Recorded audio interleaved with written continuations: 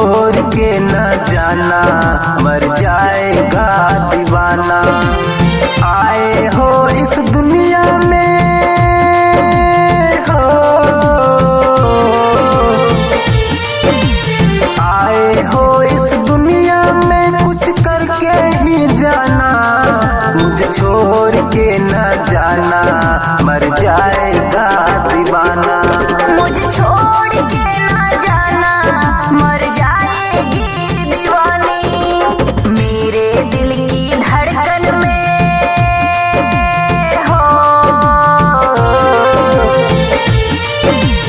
मेरे दिल की धड़कन में तुम सांस बन कर रहना। मुझे छोड़ के ना जाना, मर जाएगी दीवानी। मुझे छोड़ के ना जाना, मर जाएगी दीवानी।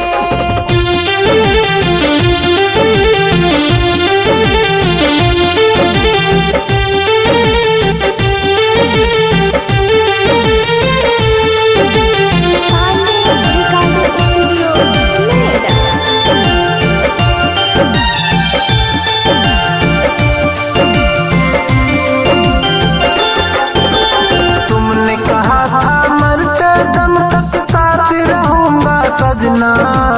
दुनिया वाले कुछ भी कर ले, आऊंगी तेरे अंगना।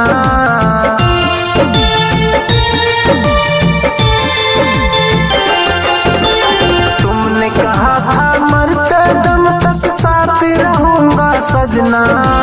दुनिया वाले कुछ भी कर ले, आऊंगी तेरे अंगना। मिलके जो किया था वादा, मिलके जो किया था वादा, अपना वचन निभाना। मुझे छोड़ के ना जाना, मर जाएगी दीवानी। मुझे छोड़ के न जाना, मर जाएगा दीवाना।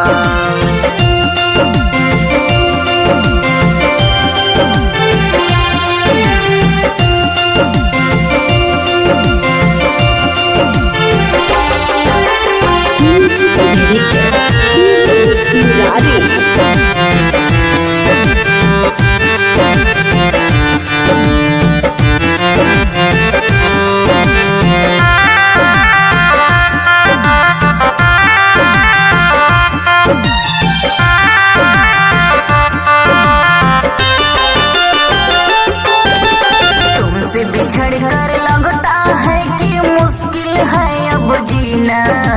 दिल के दरिया सूख गई है, आंसू है अब पीना।